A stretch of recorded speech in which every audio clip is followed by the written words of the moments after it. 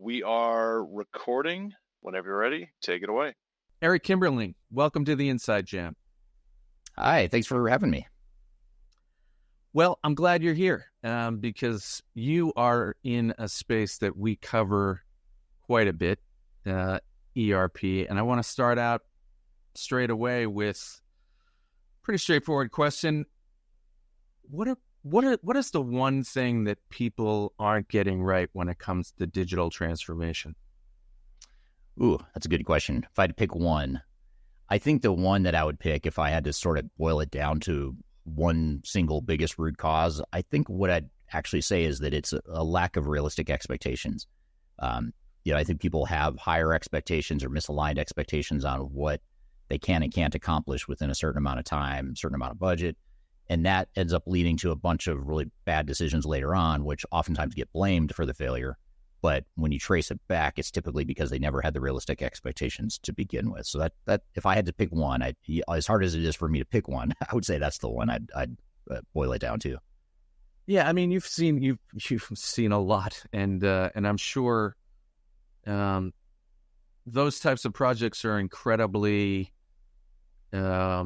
complicated, to say the least, but also culturally complicated, right? Not just not technologically complicated, but organizationally complicated. Would you say?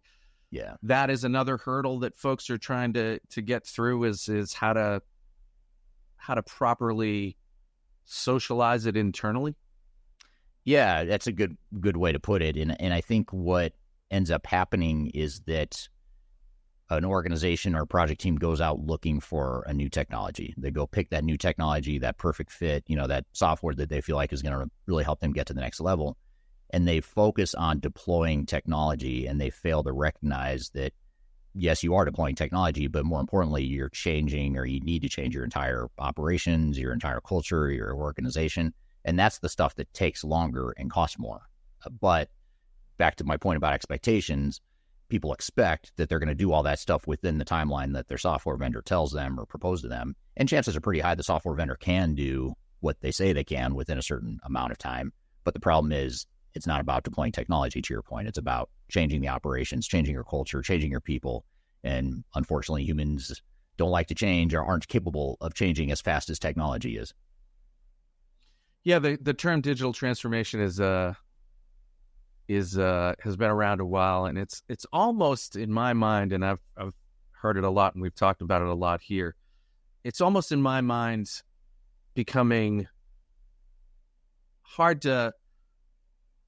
It's almost too broad and no longer meaningful. I mean, have you ever given it thought that there should be a different way to think about digital transformation? It just seems like that term isn't the term anymore, or shouldn't be. Totally. And I want you to change it.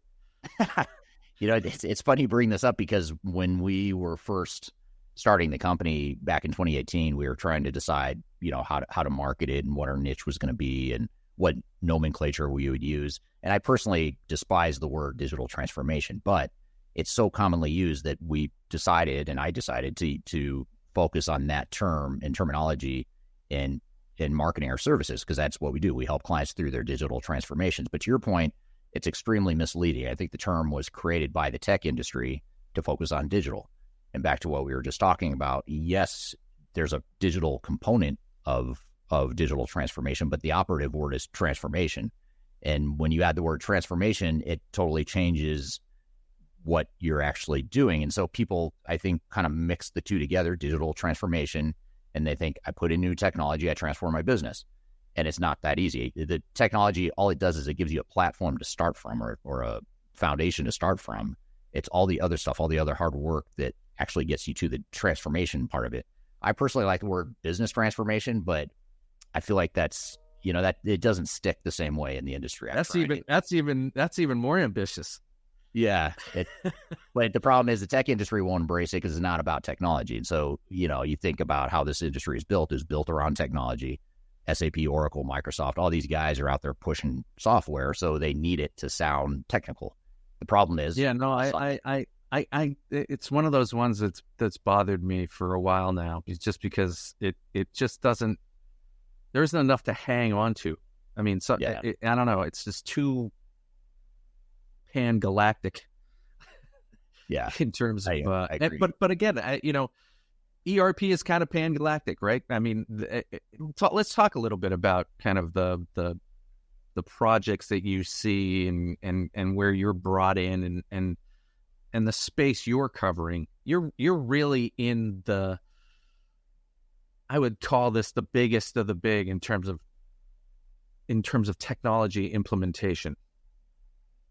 Yeah, I mean, we've seen everything from large multinational SAP implementations to on the smaller side, small high growth private equity backed companies that are trying to get through their digital transformation unscathed so that they can sell the company or scale the company, whatever they're going to do. So, and then there's a lot of in between that we've seen as well. So, yeah, there's a lot of lessons you get from having seen such a wide variety of company sizes and industries, and certainly technologies too. Being independent, tech agnostic, we work with all the different ERP systems that are out there. Yeah, so we covered some of the things that might not go well, and where people are getting it wrong. Where do people get it right? Yeah, I think where they get it right, that's a good question. I think in general, companies are starting to recognize slowly some of the critical success factors that you need to be successful. I mean, they're starting to recognize the importance for change management. I feel like 10 or 20 years ago, people were still asking, what is change management? Why is change management important? I feel like organizations are starting to get more mature around that and understand that there is a need for change. They don't always understand what change management means or fully understand it, but they at least recognize that, hey, if we don't do change management well, we've seen enough horror stories from the past to know that we're going to fail. So I think there's a more openness towards change management. I think back to the expectations. The expectation setting has still not solved. That problem is not solved.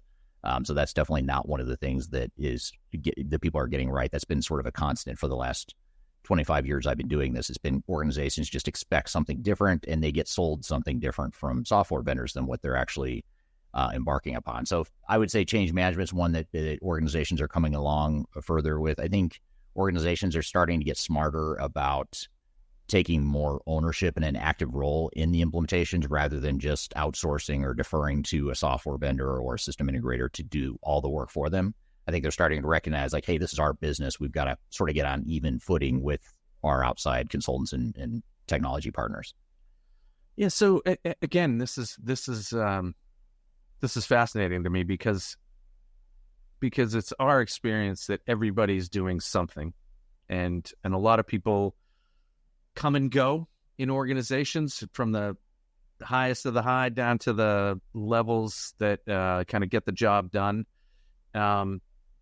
And I think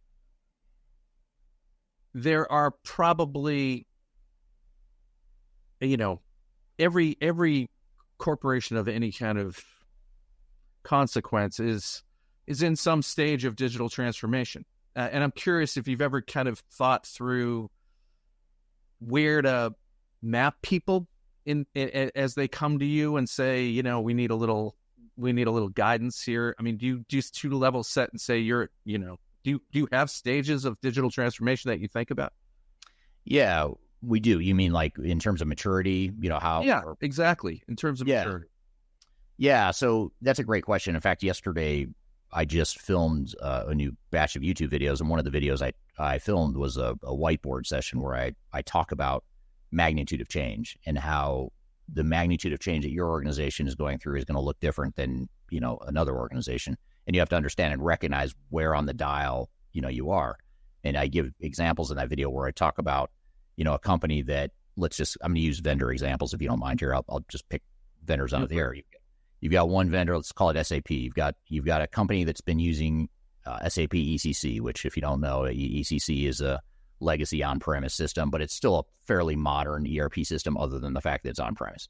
So let's just say you've got one company that's on SAP ECC and they're going to migrate to S/4HANA. It's still a big jump. It's still going to be painful. There's a lot of work involved. It's going to, probably take longer and cost more than that company expects, but there's a certain amount of change that comes along with that. But then you compare that, a similar organization that's also going to implement, let's just say S/4HANA, but they're operating on a mainframe. They still use the green screens, and they've been using this highly customized technology for 30 years. and now they're going to try going to S/4HANA, same version as the other company. I could tell you just from, having seen this enough, that second example, that company is going to take exponentially longer to go through their journey just because it's such a big change. They're not only just moving from on-premise to the cloud, they're trying to untangle this old, really outdated mainframe system that's highly customized, and they're going to have to unwind all that and try and figure out how to move all their operations into a cloud, potentially multi-tenant cloud ERP system. And that's just a big jump. It's a big risk. It's going to cost more. And the problem is, if I'm a software vendor, I'm probably going to give a very similar proposal to both companies. I'm going to say, hey, we can implement S/4HANA in 18 months or whatever it is. But the reality is, first of all, neither one's probably going to do it in 18 months in our example, or in most cases. But the second example, that one's going to take a lot longer than the first example. So that's what we have to do, sort of fine tune and recognize who we are right now and how big of a jump are we really willing to take. And that's the other thing. Do we want more of an incremental, organic transformation, or do we want to take more of a quantum leap where we're just totally going to overhaul our business, totally transform everything? In which case, you might get more benefit and value out of that, but it's also going to cost you more and involve more risk. So you've got to sort of sort out and understand where you are today, where you're going, how big of a jump that is, and then ultimately that influences your overall strategy for how you go about it. And is that where you come in? I mean, do you help them kind of level set as to where they are by coming in prior to, even considering who to select? Yeah, we do. We oftentimes get involved in the early stages of evaluation. So client says, hey, we've got this old system that's outdated, it's broken, it's being sunset, vendor doesn't support it, doesn't support our growth, whatever the reason is. And then we'll help assess, kind of what they do today, what they want to be in the future, and then help them shortlist and ultimately pick a software or set of systems that will best support that growth going forward. And have you, so again, it's I go back a ways. I've been around for a while. And I remember when we first started Solutions Review, it felt to me like the legacy management leadership was incredibly uninterested in the cloud for any number of good reasons, right? They invested in these large cold rooms that had all these servers in them, and more to the point, they had control, big time control. But as those folks are cycling out, and then they are certainly cycling out, there's this my perspective, there's this younger kind of management percolating up that are very comfortable with the cloud. And is that your experience as well? So we see this across all the categories we cover, some more complex than others. But certainly at the level you're playing at, do you see that now as well, that there's kind of this almost cultural shift and almost a control transformation? Yeah. It's interesting you say that, because I never really thought through that dynamic, but we have, and I don't know when this happened, but we have definitely reached a tipping point. And it wasn't that long ago. I would say it was probably, I feel like even just 10 years ago, you had CIOs that were like, no, we're not going to the cloud. I want to know I've got my cloud. They would sooner, sell one of their children. Yeah. Yeah, and you use the word control, and that really was what it was, I feel like. Oh, yeah. CIOs are saying, no, my server's right there. I can see it. I can go fix it. I can go add more servers. I control. You want me to put my data where exactly? Exactly. Yeah. Yeah, is it going to be in another country? I don't even know where it is. It's just that mindset. But I think, to your point about the younger generation and younger people entering the workforce, I think, and it's not even just an age thing or a generational thing. It's also, you look at what we do in our consumer personal lives. We're using the cloud all the time. We're using Gmail for our email. We're getting on social media, which is all in the cloud. So the cloud's been around forever. It's just at the enterprise level, it took the enterprise category a lot longer to adapt to it. I don't know if you remember. Do you remember like the early 2000s when I think it was probably around right after Y2K, maybe, when the ASP model was sort of becoming a kind of a buzzy thing. The application service provider model is what they called it, but it was essentially the early stages of the cloud. There are these ASP providers that were trying to sell their services to say, hey, move all your stuff out of your servers into our ASP model. Yep. And that never really caught on. Like some, maybe more forward-thinking organizations sort of adapted to it, but I remember it being sort of a buzzword for a while, and then just it was a hard thing to scale. Yeah, and you really, I mean, the infrastructure investment was incredible. Yeah. Yeah. And if you don't have But enough but people, but I will say that I remember very specifically when we first moved to Salesforce.com back before they lost the .com in 2003, maybe. yeah. The it was like a hit of oxygen Yeah. from whatever we were using. It was Siebel maybe, or whatever we were using, and it was literally the bloom of light. It's like, you can do this. Like, Yeah. I think Salesforce was the kind of canary in the coal mine that kind of got everybody Yeah. to say, oh, wait a minute, we can go enterprise CRM in the cloud and buy seats by the months, and all of a sudden it's like, wait a minute, this seems like it's interesting. Yeah. And then you had NetSuite that sort of added to the mix, and Workday, and so you had a few vendors, those three in particular, that sort of chipped away at market share from the big on-premise incumbent. So, obviously that gets people's attention. Then the investors get involved. Investors start looking at that saying, wait, that's a great model, because now it's recurring revenue, it's higher margin. And then investors start pouring money in. And so, I think that, combined with the fact that we're all used to using the cloud in other ways, combined with the investor money going into it, combined with the sales forces of the world that have sort of disrupted the market, you add those three things together, and I think it's created that tipping point that you're alluding to.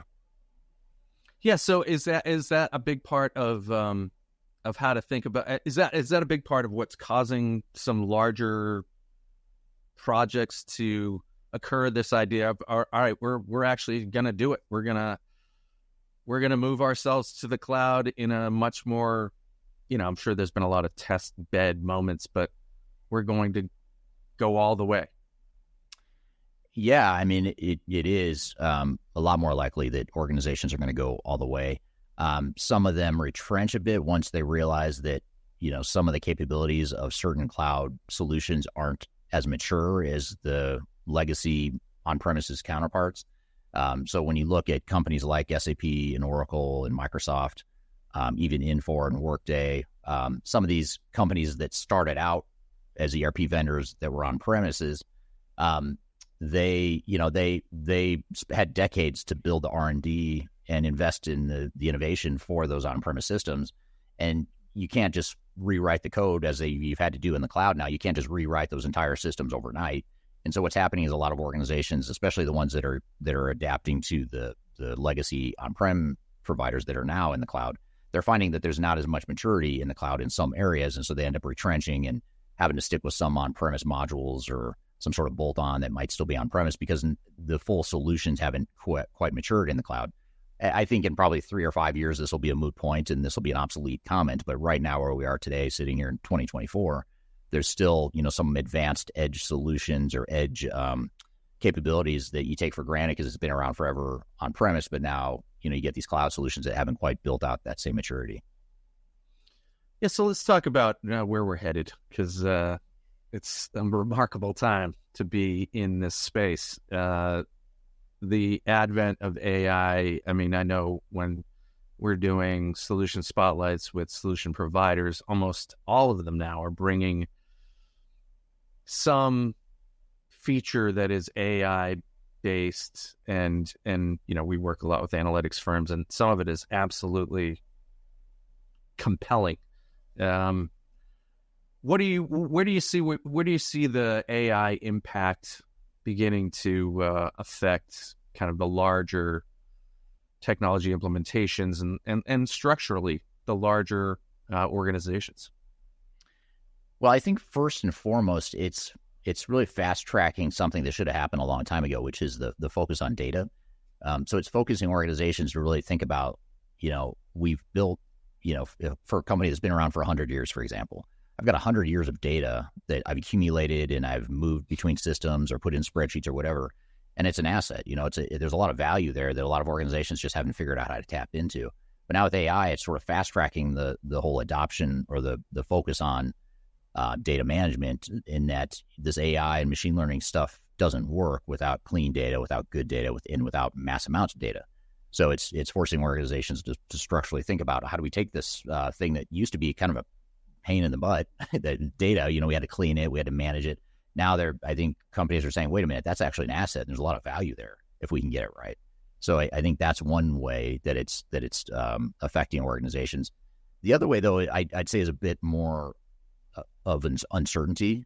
Like, how are we going to use AI? What are we going to do with it? How are we going to change people's jobs? If we automate someone's job or streamline someone's job, or what do we do with that extra capacity? Do we eliminate headcount? Do we give them something else to do? And it just creates a lot of unknowns in a lot of ways. And so as the technology matures and organizations have more use cases themselves and amongst their peers, I think there's a lot of trial and error still left to happen there. So I think in some ways there's been tangible impacts in terms of the data management piece I talked about, but then there's uncertainty and kind of a cloudy, fuzzy view of how AI is going to be used within their organizations. But I think, again, in 2 or 3 years, I think we'll see a lot more momentum behind, hey, here's a good way to use AI, or here's a set of processes that can really be enabled by AI. And the software vendors are investing a lot of money in AI right now, which is the good news. So they'll help drive and lead the charge on some of the possibilities with AI. But right now, there's just a lot of uncertainty around it, in my opinion. Yeah, let me come join me in a conversation that will now move away from the kind of nitty gritty of what you're working on a daily basis, and let's talk in the clouds a little bit, Sure. because I've been thinking a lot about AI. Honestly, it's solutions review, which is my day job. Insight Jam is kind of like our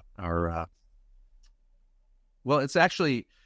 It has very much evolved out of solutions reviews, internal conversation about where we're headed, with regard to our kind of legacy publishing business of putting words on screens and having an honest conversation internally about whether or not we should still be in the content creation game at the kind of writing level, or whether or not in a couple of years after ChatGPT has evolved fully, that there just won't be any reason for us to need to do that. That search will effectively start doing that at kind of the SEO level. I think there'll be all kinds of interesting things that happen there. So we very much began to move away from just writing content and posting content to this idea of having a human conversation,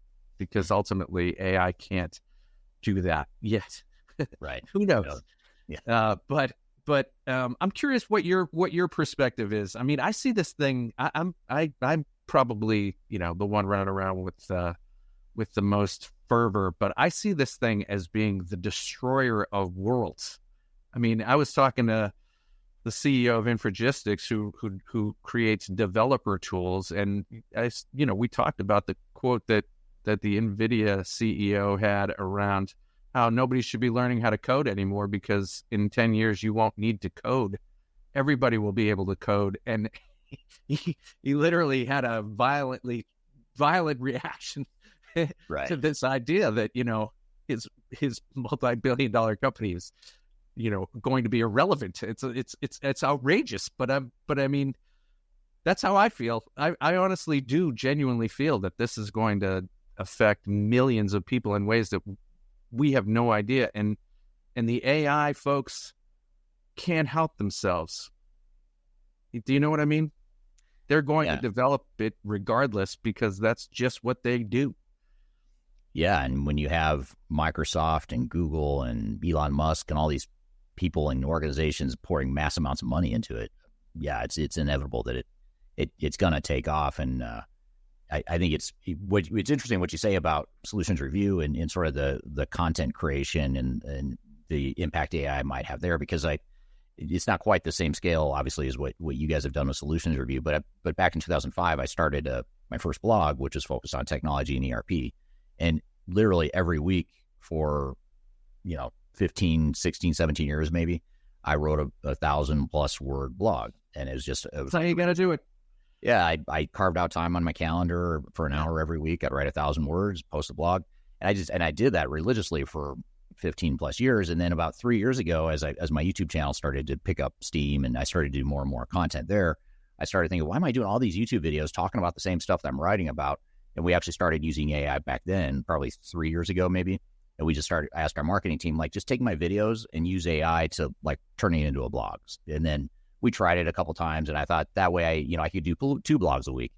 And I'll write one, and then we'll use AI for the other one. And then I realized, wow, the AI stuff's actually putting out some pretty good stuff for me. So let's do all AI. So I've written a blog myself in 3 years, probably. But I mean, I still publish a lot, but it's all AI generated from my YouTube videos. Yeah, well, and everybody should go to Eric's YouTube channel. It's an impressive channel, particularly considering the space. This is a fairly niche, and I think you're over 100,000 subscribers. It's a well done. It's quite an impressive accomplishment, and there's just so much great content on there, and it's a great way to absorb content. In my mind, I've become really a huge proponent of putting our content out onto YouTube. The thing about ChatGPT that I find so nefarious, to your earlier point, though, is the idea that you've spent however many years in the business becoming the expert that you are, and you're capable of doing 1,000 words that no one else can really do every week, because of everything you've seen and learned and done over those however many years, a couple decades maybe. That's what makes you an expert. And that has been the classic definition of an expert, right? 10,000 hours, right? Wasn't that the Jim classic? Collins? Or was it Jim Collins? Right. Yeah. It was or Malcolm Gladwell. It might have been Malcolm Gladwell. Speaking of tipping point, I know that's Malcolm Gladwell as well. Yeah, right. Well, we got Blink up there on the old top of the credenza. The thing that I find so reprehensible about large language models is that they have basically scraped everything. Mm-hmm. And this idea, and they're very cagey about it, but this idea that it's all, it's just public information. And I mean, it is absolutely hoovering expertise. And ultimately it's an incredible technology. The artificial intelligence that overlays these large language models is incredible. And ultimately it can replicate, for someone who isn't an expert, the appearance of expertise by providing them with, in this iteration of ChatGPT, reasonably close expert content. Now, you and I would argue that it's not quite there yet. Fair enough. But this is the first version. This is generation 1 or 2, 3 maybe, if you want to really get technical. But give it 5 years. I don't see how.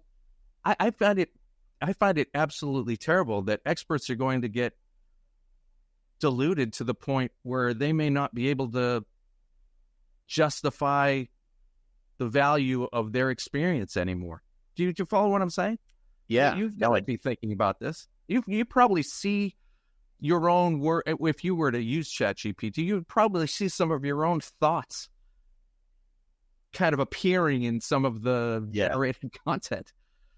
Well, yeah, and it's kind of scary or strange to think that even this podcast episode, someone's watching this on YouTube, they can go to the transcript below, pull the transcript, copy it, put it into ChatGPT or some AI model, and spit out a report or a summary that takes everything in that you and I have talked about in this conversation and summarize it, lay it out in a blog that comes across as yours or my expertise. And it's easy to do. It would take someone about less than 5 minutes to replicate what you and I are going to talk about here for close to an hour. I don't feel good about that.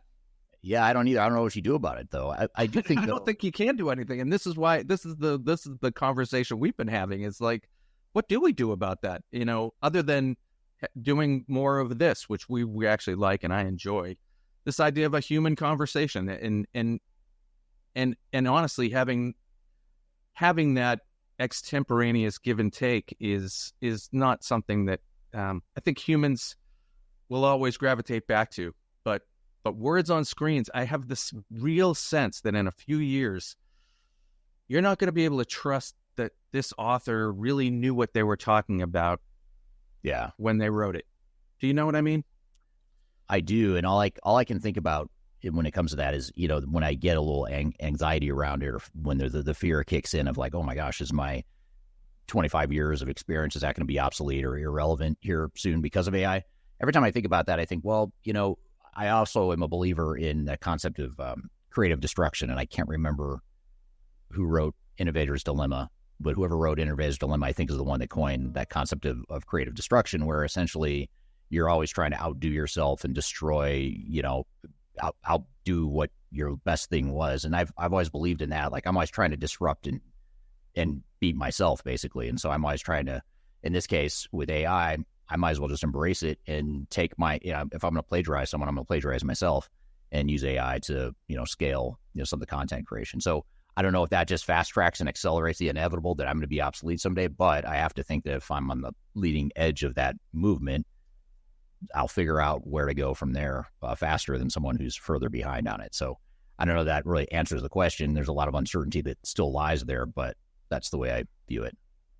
And I think all that you've been doing with regard to video and YouTube and really having a content creation strategy has been incredibly well received. But I also think it's just a really, I think you were probably ahead of it, even further ahead of it than us. And I'm curious because I see you're doing other things. What's the media?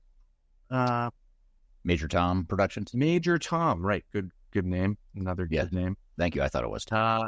What's the Major Tom label and kind of where do you see that going? Yeah, so it's a sister company we started that is content creation focused, primarily video and podcast and in-person events.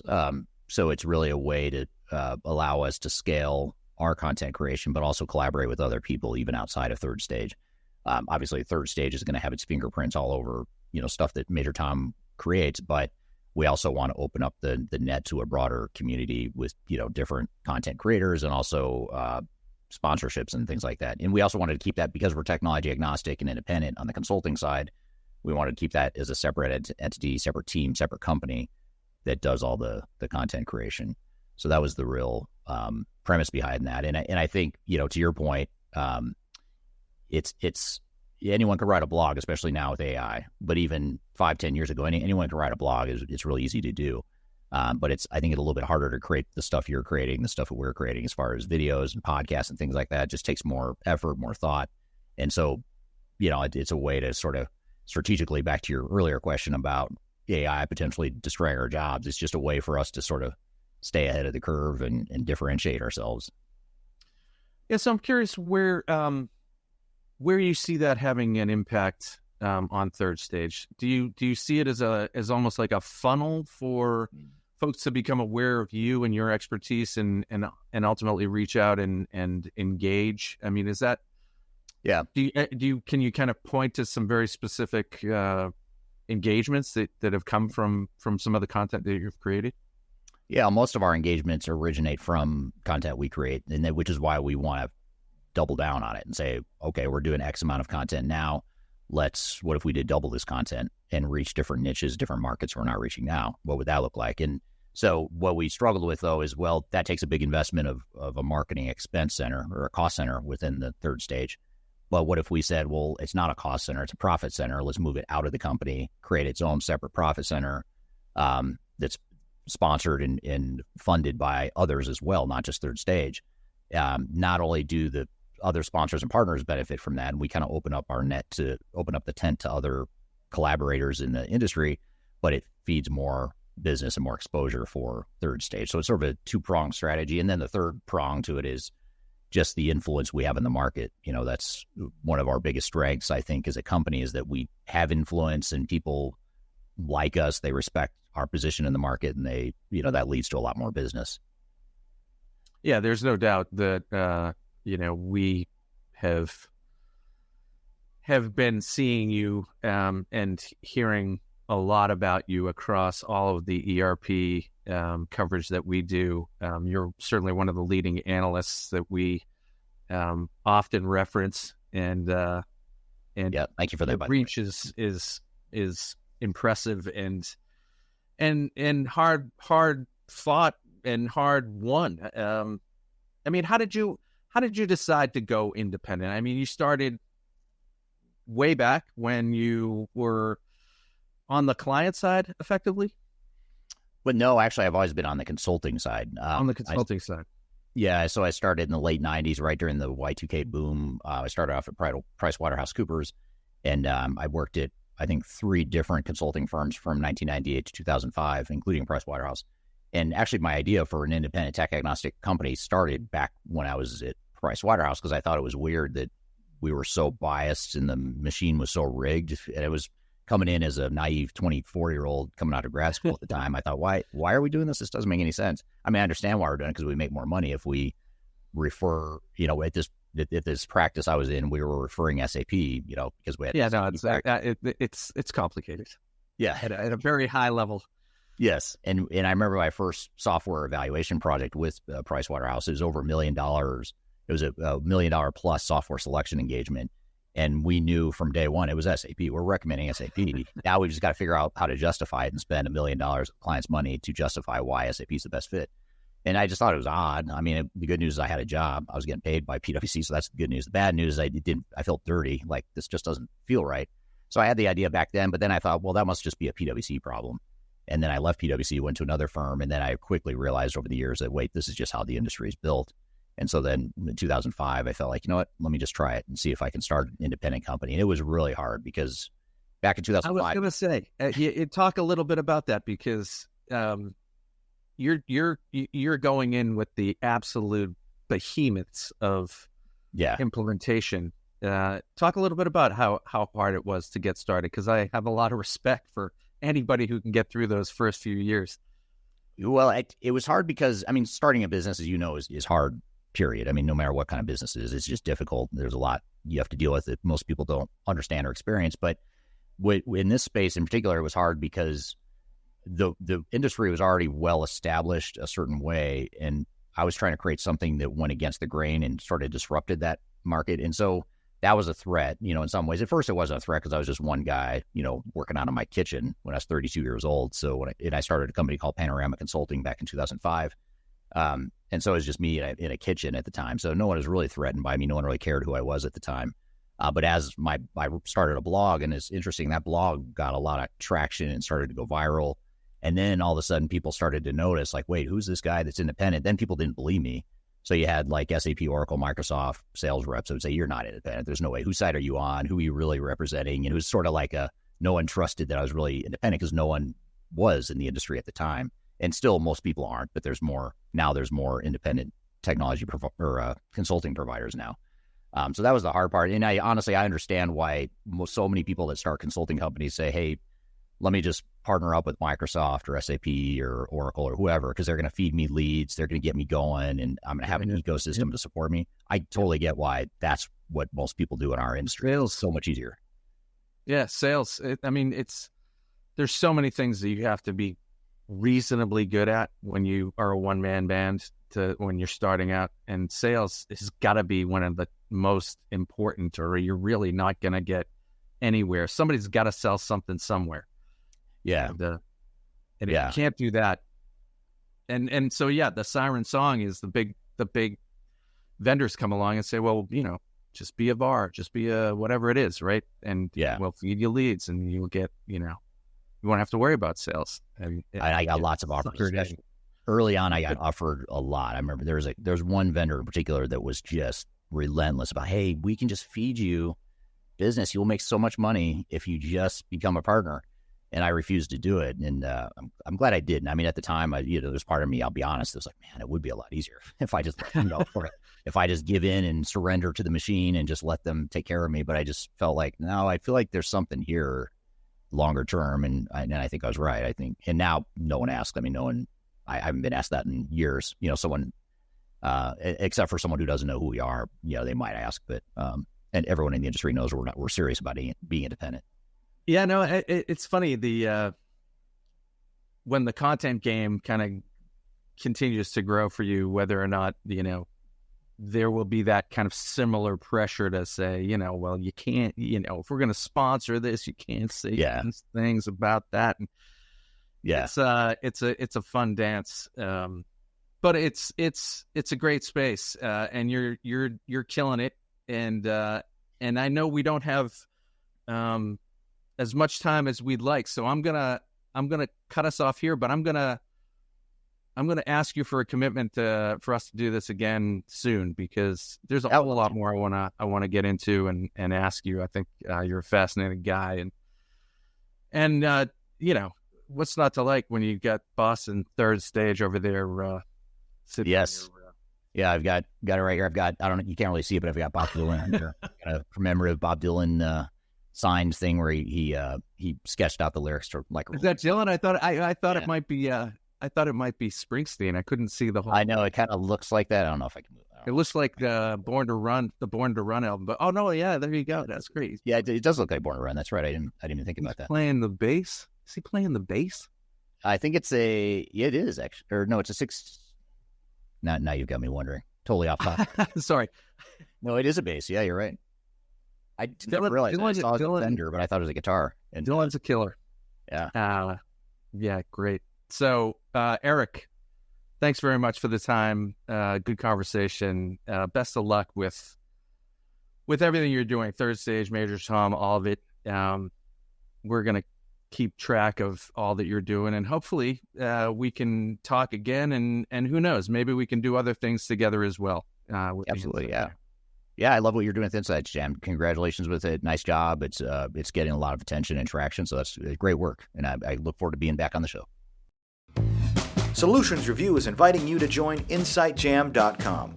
What started a few years ago as a social media event to celebrate enterprise technology has now grown into an always-on tech community with live events, discussions, videos, vendor showcases, and industry resources. Our vetted roster of experts, thought leaders, and analysts are sharing tips and tricks daily. So if you're interested in getting involved, join the long list of companies and brands who have already participated by visiting InsightJam.com today.